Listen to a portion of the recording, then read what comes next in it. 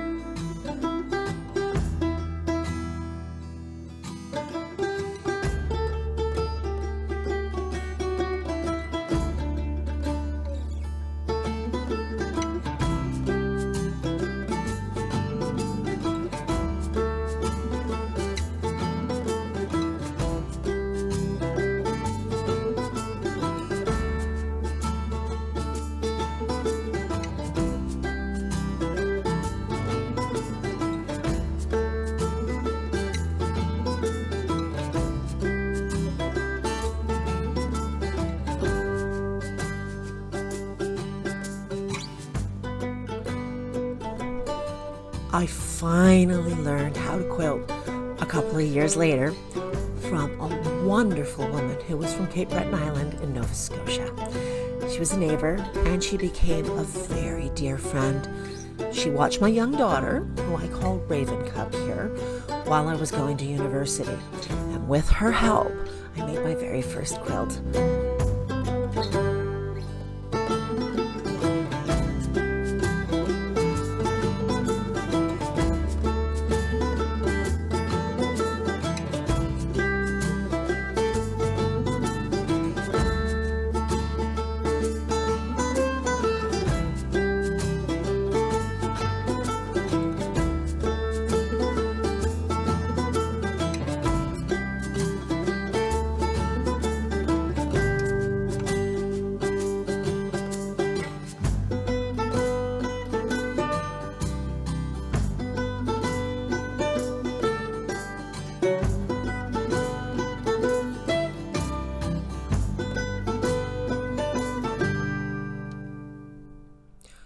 Welcome back, Radical Homemakers.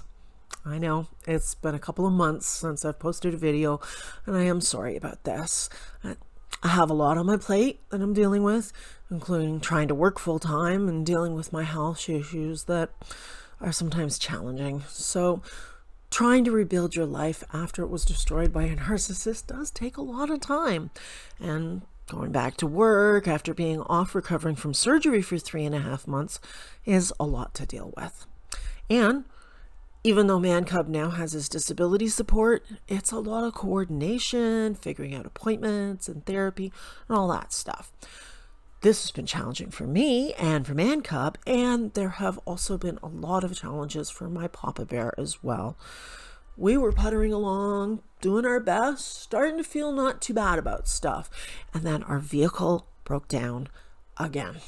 After all the breakdowns this winter and all the stress that caused, but this time it was the end. The body was completely rotten underneath, and that, added to the repairs required to the clutch, it was going to cost about $7,000 to fix it. So we had to face facts and get a new vehicle. But it took a couple of months to find a new to us. We can't afford brand new one. So Papa Bear looked everywhere and he found nothing. And his older brother just couldn't drive him around anymore. During this time, I had to stay here at City Den to work. I didn't get to go home for 6 weeks. Papa Bear spent a month at his daughter's home looking for that new vehicle for us. And of course, cooking for the family and caring for the grandchildren. He was in his glory about that. He is at his happiest in the kitchen and with a baby in his arms. There have been many things to take care of. We've all been working hard to meet our responsibilities. But I have still been working on things in the background, though.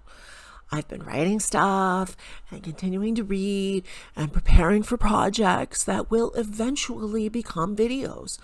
I'm excited about the prospect of finally being able to get into the making by hand part of our journey as radical homemakers towards creating a life made by hand. I have several videos planned about making things, and I'm very much looking forward to sharing my great love for creativity, especially in regards to making beautiful and useful objects out of what other people consider to be trash.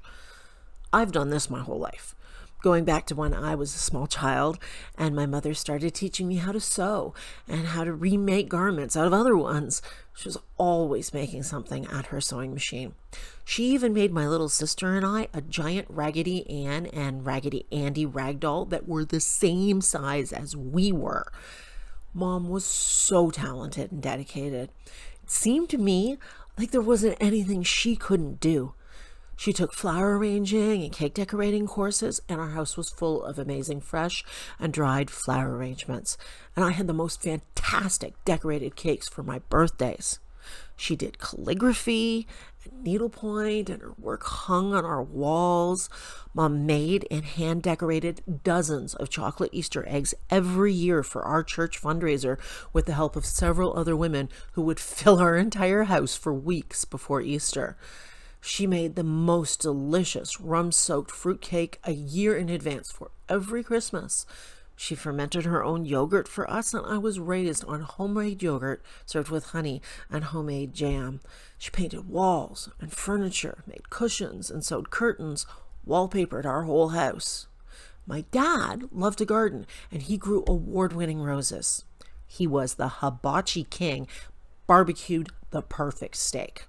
Together, Mom and Dad made homemade rhubarb wine in our garage that filled our wine cellar along with pickles, jams, jellies, fruitcakes, and those beautiful and delicious chocolate and fondant Easter eggs.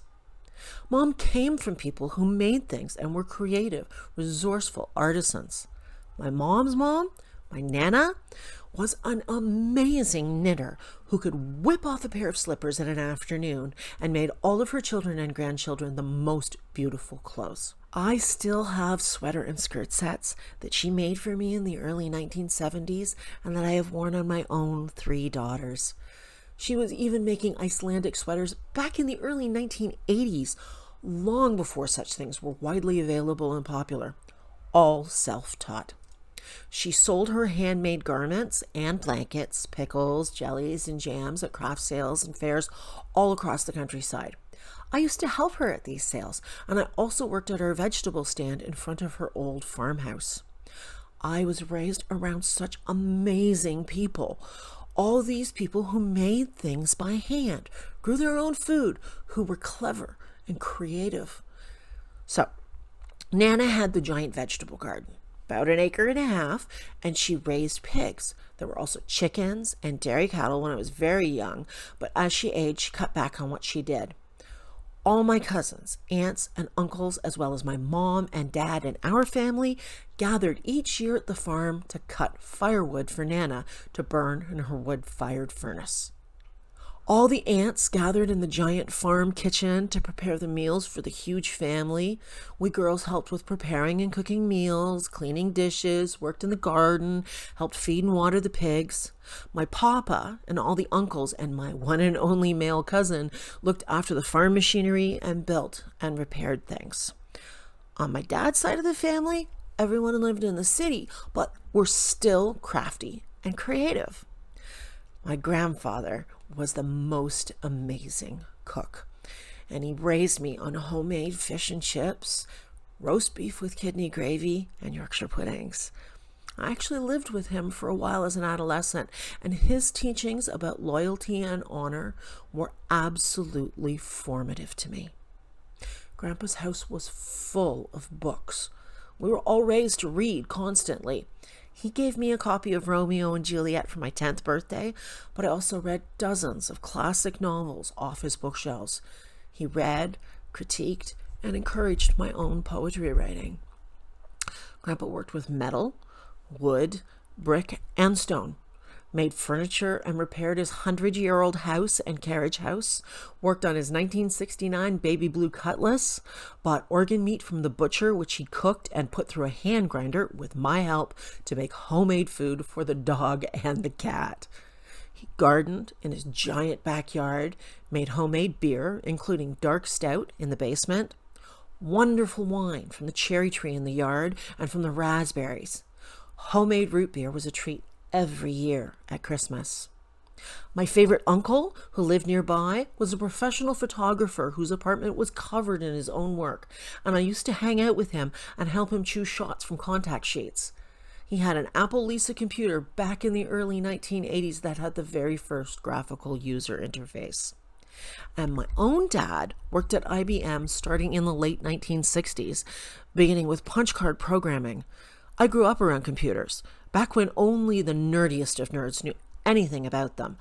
The Apple-IBM rivalry was played out in my own family with my dad and his baby brother. Now, this uncle was super creative and loved Apple, and Dad was super business-oriented and was at the forefront of the creation of the IBM PC revolution here in Canada. Raised around all these creatives and makers, I have always absolutely loved figuring out how to make things.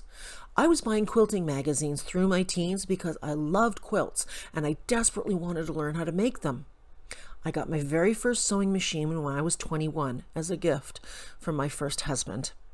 His great-aunt died, and in her house, a singer from the 1950s was discovered still in the case, and with the sales slip and all the accessories and manual, it had hardly been used. I started buying patterns and fabric and making my own clothes.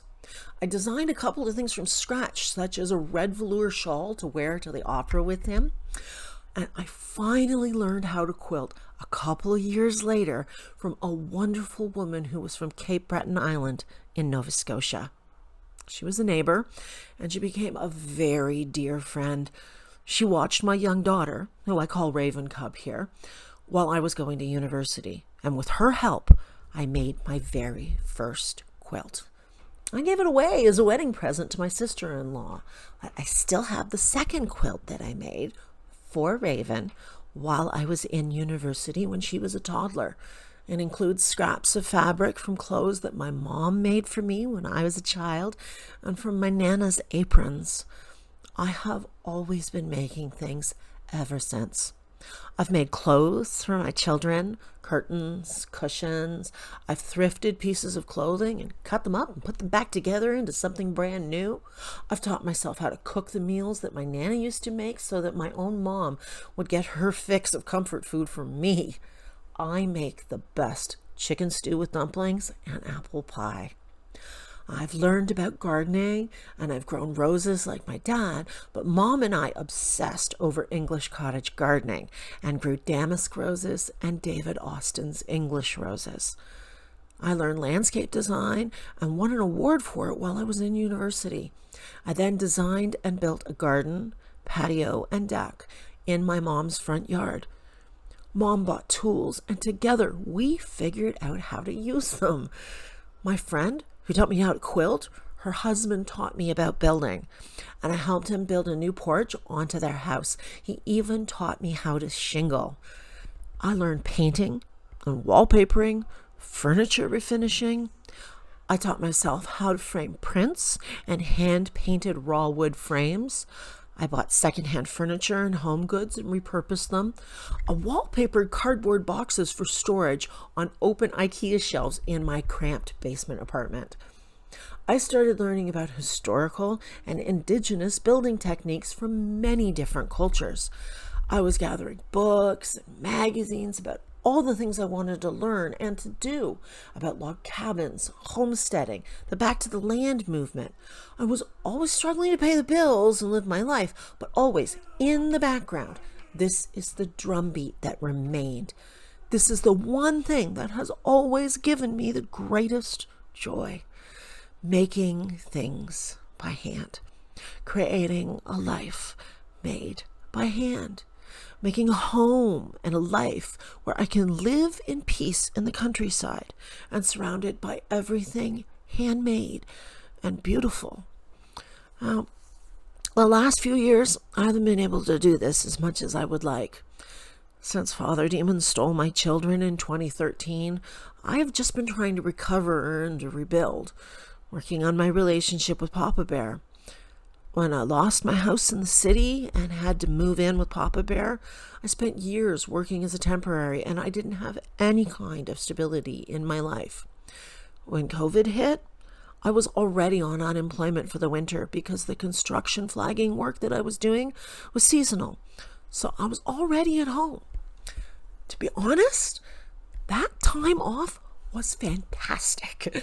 Papa Bear was already retired for medical reasons, so we just enjoyed our time alone together out in the wilderness. We only went to town every 2 weeks for groceries. The rest of the time, we stayed home in the peace and the quiet. It was very healing. I made a whole bunch of cloth face masks during the pandemic, and I mailed them all over North America to my friends. But my poor old long-suffering Singer sewing machine stopped working, and I was only able to borrow one from a friend for just a wee little while. I didn't have the money to get a new one or to get mine fixed. I've been struggling these last several years with not being able to do one of the things that gives me the greatest joy. For more than 4 years, I have had no sewing machine. Since the pandemic, I've just been going to work. I hired on full-time at my current employer 4 years ago, almost exactly, actually. And a couple of months after that, I found a home for MamaCass Bear and I to share. I found this place. I found City Den. Now, as those of you who have been subscribers for a while know, we had quite a fight on our hands to save this place, and you guys saved us. If you weren't around for that, I'll put up a card for the video where I explained that situation so that you know all the details if you're interested. Now, you guys saved us. It's true. The money you donated kept us in this little modest home. It gave us a stable place to build from. It gave MamaCass his very own home. I'll put up a card for anyone who wants to watch that last video that I posted about how we now had something better than hope. We have a place to rebuild from. So that's where I've been the last couple of months, just going to work here at City Den while Papa Bear was off on his own trying to get us some wheels. I've been here with MamaCass, working away, waiting patiently, and of course, just like all of you, I've also been watching everything happening in the world around us. There's a lot of insanity, a lot of loss, and a lot of terrible things occurring everywhere. The collapse of Wetiko culture is getting pretty intense.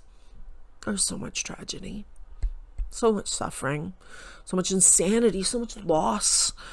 Now, I'm working on a video about the grieving process that we all must go through when dealing with loss. I've been dealing with a lot of loss and a lot of grief myself, and shared sorrows are halved. So that video is coming. But right now, I want to focus on good things because shared joys are doubled. I want to focus on all of the small things that are still wonderful and all the small steps taken on the slow and steady journey towards making ourselves a home. This weekend, I have a wonderful thing to share with you all. A wonderful thing, so long awaited. I can finally start making things again. I have a new, to me, sewing machine to explore and learn and to start making things again. And after being stuck in the city for 6 weeks this May and June, after our car died and it took forever to find a decent used vehicle that we could afford, I want to take you home with me. Don't get me wrong, it was lovely to spend time with Man Cub. And we went on a massive spring cleaning spree. That was actually a lot of fun. But he needs time alone, and I need time to myself in the countryside. So, come along with me and escape the city. Come home with me.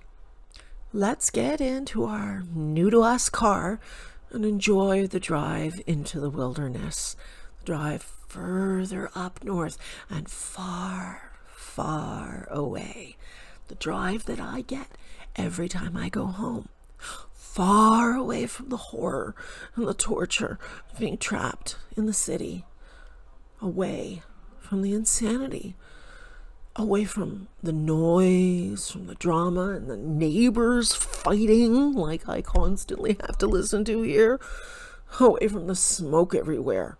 Away from the stank of the garbage, from the heat, from the pollution, from the chaos, the crowds, the concrete, the congestion. Come with me. Come home with me. Come away with me. Come to Wilderness.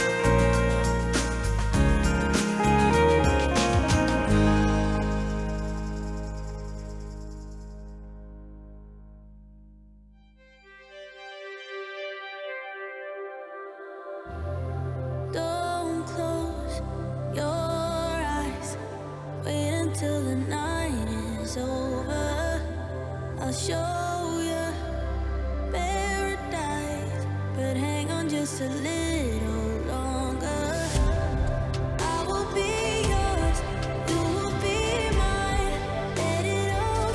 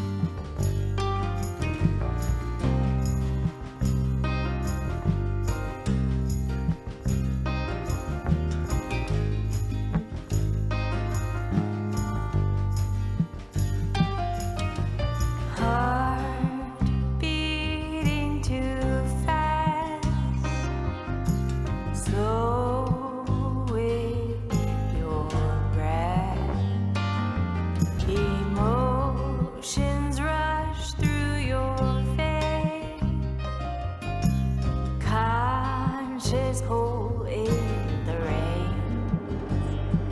Let it flow,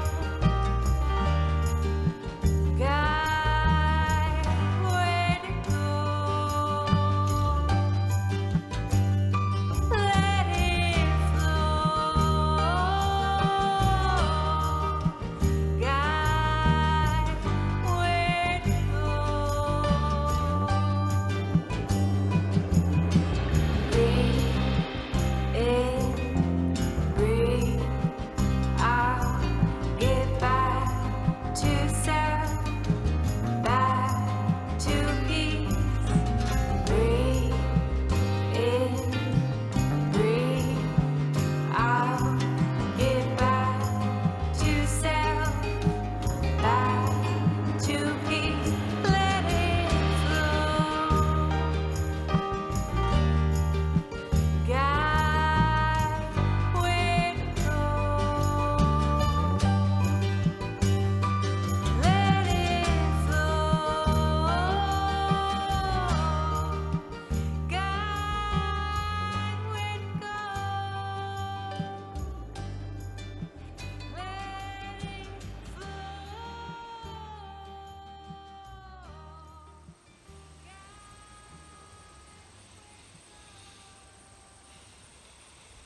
Welcome to my home. This is wilderness. It is peaceful here, and it heals my soul. It's quiet. It's just nature here. I'll show you around a little bit. Have a look. It's early August now. This is late summer at Wilderness. And once we've had a little walk around, we'll come in the house and we'll talk about sewing.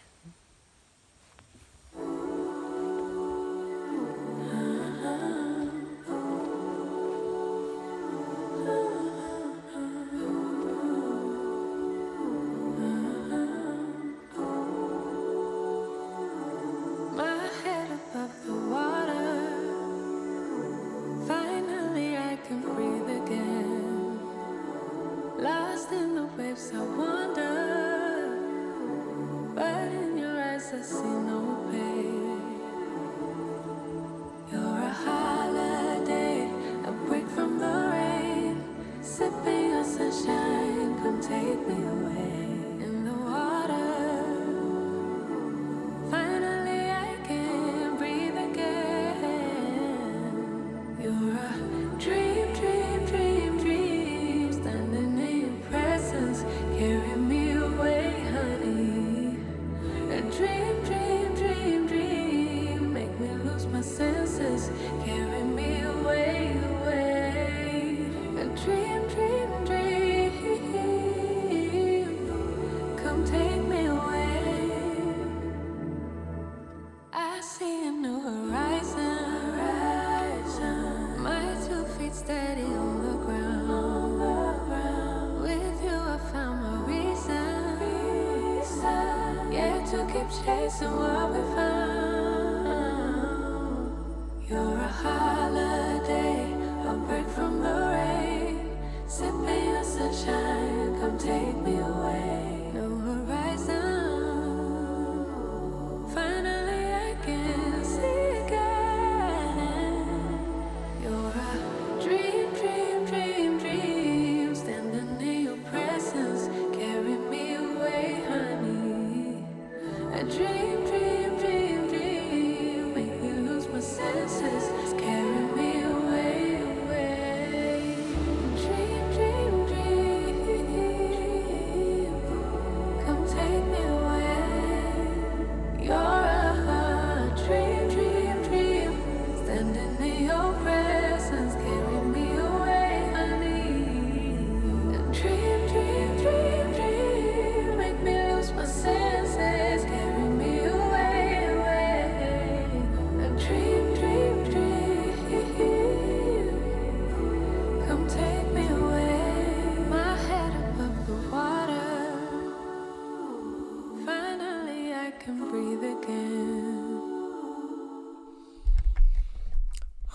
right, so let's talk about sewing. For the last 30 some odd years of my sewing journey, this has been my closest companion. This machine has been my absolute workhorse. I love her. She's beautiful. Look at the golden details on her. And even though she's from the 50s, and you can tell from mid-century modern details like the pinstriping on this metal plate, she's a reproduction of a 19th century machine, so with an electric motor added instead of a foot treadle. And I love all the details on her. She's beautiful and she has served me very well, but she has a few problems. She only has one stitch. You can change the stitch length, but that's it. There's no buttonhole. There's no zigzag. There's nothing. It is basically machine done hand sewing. It just sews straight stitches. That's it. That's all. And it, as I said, I've sewed so many quilts and clothes and curtains, and I made so many wonderful things on this machine. But it's not heavy duty. It doesn't quilt. So, and it doesn't have buttonholes. And to be honest with you, I think I've been a little too hard on her. I don't think she's meant for the amount of work that I've expected from her. So I've known for quite a while that I needed more than one sewing machine. I borrowed my mother's sewing machine for quite a few years. And then when this one died during the pandemic, I borrowed a friend's for a couple of months. And with that, I was able to make Papa Bear's daughter's wedding quilt. I made her a baby quilt shortly after she got married because she got pregnant on her honeymoon. But I had all the fabrics for her wedding quilt, and I didn't get around to making the top until the pandemic. And I will show that to you. So I've known for a while that I needed another sewing machine. But when this died, it was, I couldn't justify spending what would probably be at least $100, probably more like $2, to get this machine up and running, to just then be back to the same problem of not having everything that I needed. I need something heavier duty. I need something that's a little bit more of a workhorse.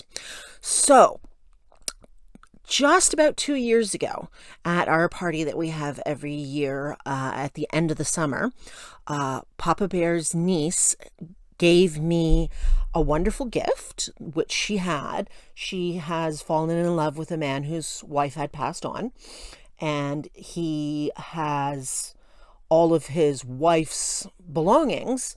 And his wife was the most amazing seamstress. And she had many vintage sewing machines because people would give them to her because she knew how to look after them and how to use them. So I was given a wonderful newer Singer. I think it's from the 60s, possibly the 70s, but the colors on it, I just, my guess, I haven't researched it yet. I still have to get a manual. I'm still looking for the manual online. But I have this new sewing machine that she gave to me almost 2 years ago. And just about a month ago, Papa Bear took it into the wonderful local sewing shop that we have in a small town near Wilderness. And this guy is just amazing. He's an older gentleman and he knows everything about old sewing machines. So he asked, had it been stored in a basement? Yes, it had been stored in a basement. It was missing teeth on a gear. It was missing a few things, but he fixed it up. He got it all running. It's all tickety-boo and it's home now. So all I have to do is find the manual and I will be able to start sewing again. And I'm going to make the back for Papa Bear's daughter's wedding quilt and get it into a hoop and start quilting it. So let's have a look at my new sewing machine. Here she is. And I am so over the moon. Now, it cost us $100 to get her fixed up and running. Totally worth it. She's twice the size of the old one. And I still love her. She's still vintage. There's a little bit of tape here that was holding an extra presser foot. I know that I can get parts. I know that I can get whatever I need. So there's no reason that I can't keep using this for many years. And I am just super excited about all of the things that I'm going to be able to make. Because I am so done with the clothes I can find in stores. They never fit right. And I mean, I go up and down in size depending on what's going on with my health and any number of other things. I can gain and lose 20 pounds before I blink. So I need clothes that are flexible, that are going to work for me. And half the stuff that I buy in stores falls apart on me. I bought a couple of pairs of pants at Mark's Work Warehouse, which is a Canadian store here, and they didn't even last a year. They were already starting to wear out 6 months and split. The fabric was just so cheap that it was basically fraying right through and splitting within 6 months of me buying them. So I need to make myself some clothes. I'm not spending, $50 on a pair of pants that's going to fall apart. I'm just not doing it again. And I like clothes that are a more traditional silhouette. I follow some YouTubers who wear historical fashion every day. If you're curious, I cannot recommend Vazi Birchwood too much. First of all, she's adorable. She reminds me a lot of my youngest daughter, actually. And she's a Tatar, and she's completely fascinated by her ethnic heritage, and she's just wonderful.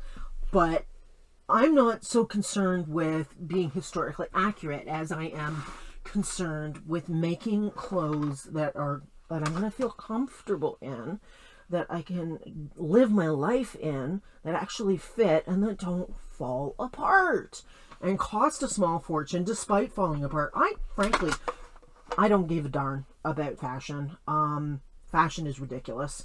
I just don't have time for it. But I do love clothes. I do love beautiful clothes.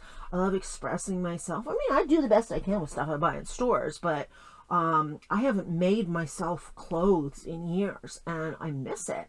And I know I could do even better now, and I'm really looking forward to doing that. So, this is the new workhorse. And it's going to take me a while to get used to this new sewing machine. Like I said, I haven't used a lot of them. The one that my friend lent me during the pandemic was a modern one, and it was intimidating. And if it breaks, it costs a small fortune to fix it. It's not something that I can easily fix myself. But this, it has a zigzag. You can change the stitch width in addition to stitch length. You can change the needle position, which was certainly never something that I could do on my old sewing machine. And I mean, I'm not sure what half of this stuff does. I'm going to have to figure out how to thread the bobbin, which there was a note on the sales slip from the guy at the store to make sure to do that correctly. And so I don't know if the bobbin's in a case or not. I don't know anything. So I have a lot of learning to do. And as I said, I still haven't found the manual online yet, but I know I can do this. So I'm really super excited. I'm over the moon at the thought of finally getting to put this quilt into a hoop. So let me show you.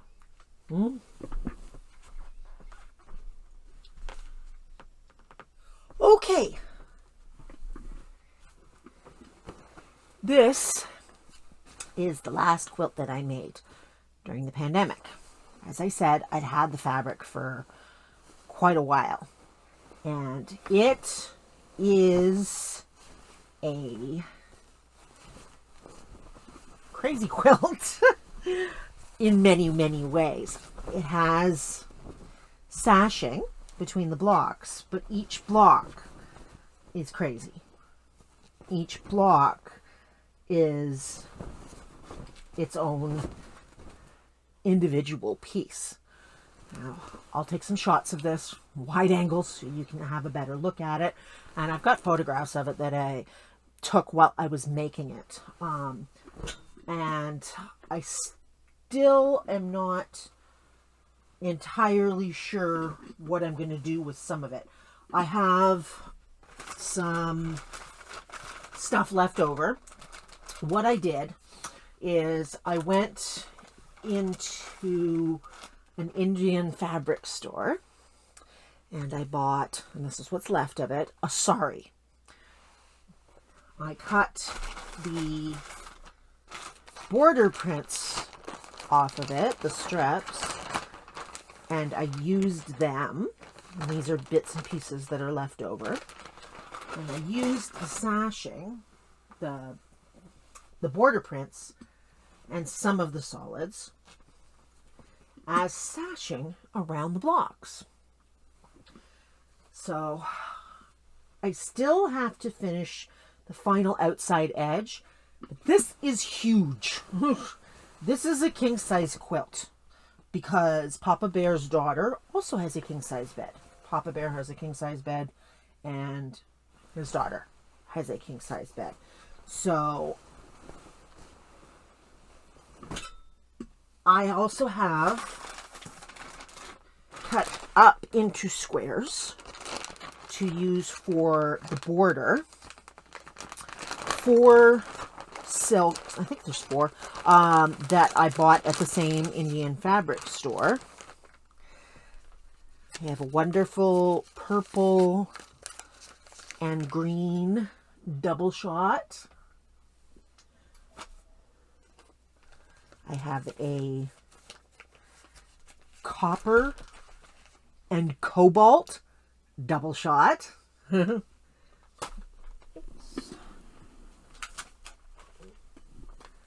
I have a silver silk, silver and charcoal, and I have a burgundy. And these are all cut up, all ready to be turned into the outside border of the top. So I have to do that. I haven't done that yet because I had to give the sewing machine back to my friend. So these have been sitting for 4 years since I finished the top, waiting for me to finish the top, and then this will be the backing fabric, what's left of the sari. So I have to finish the top and then get a backing piece that's large enough. I don't know if I have enough fabric. I might have to get something else to stretch that. And then I have to baste it and get it into a quilting hoop, and I can start quilting again. And I haven't had anything to stitch on in about 4 years. So this is a big thing for me. Now, the thing with this quilt is this is a trash from treasure. Treasure from trash creation. All of these fabrics in the individual blocks are incredibly high quality upholstery fabrics that I rescued from a garbage transfer station that I was working at, because I used to work as a temp, and I worked at this place a couple of times, and every time that I worked there I came away with several garbage bags of rescued fabric. Some of it was actually upholstery samples in the books. Some of it was upholstery samples that had been torn out of the books. Some of it was larger pieces that were samples, but they weren't really little. Some of it was old clothes, some of it was bits and pieces of leftover things, but there's a lot of treasure. And I have enough to make probably at least a half a dozen more of these. So now when I decided to make this particular one for her, instead of a more traditional sort of Victorian cotton or Depression era cotton quilt, it was because I know that this is the kind of look that she enjoys. She collects elephants and she has lots of exotic colors and fabrics in her home. So wanted something that would appeal to her, and something that was just a riot of colors. And I had the best time. This is actually an old scarf. I had to layer this over top of another piece of fabric in order to give it enough structure to sew it together.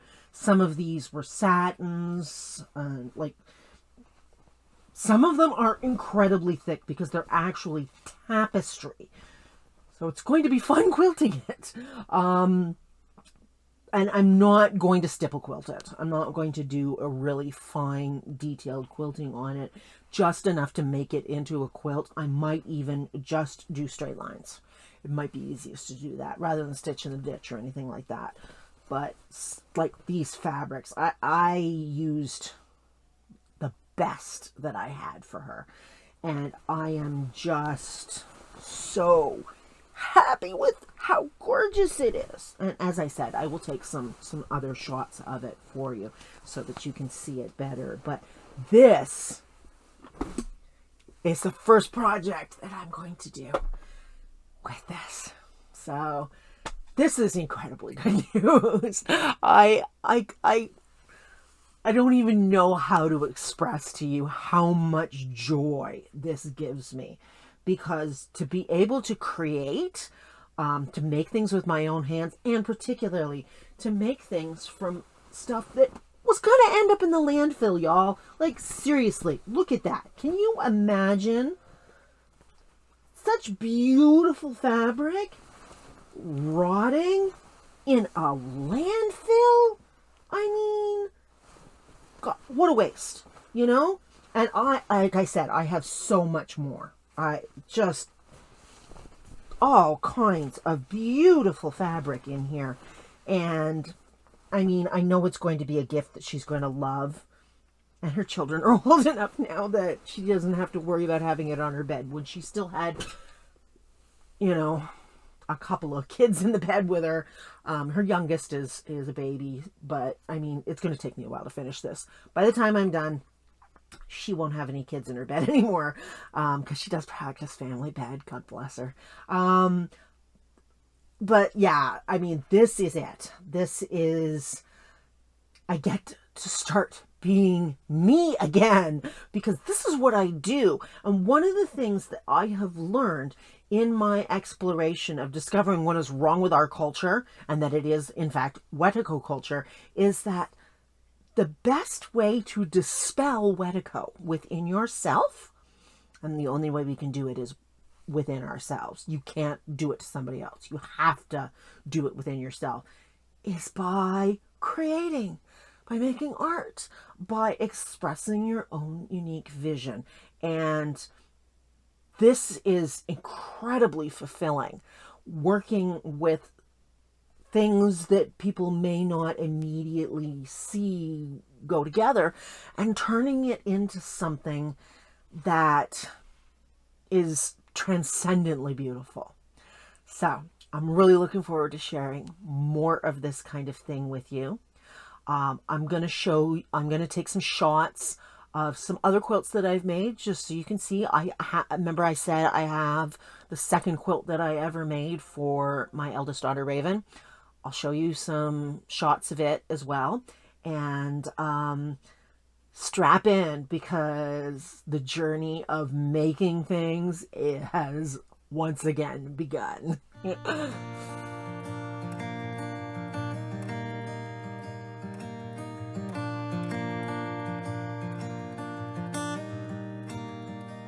Had a few kids, bought a new house, promised you heaven, but it never did work out.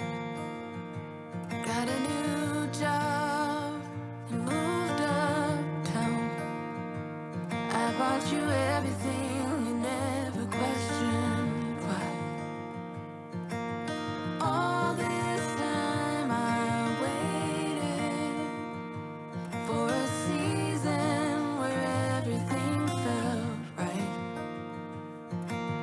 All the different phases and the reasons to make it all worthwhile. My best kept secret is I never loved you quite enough.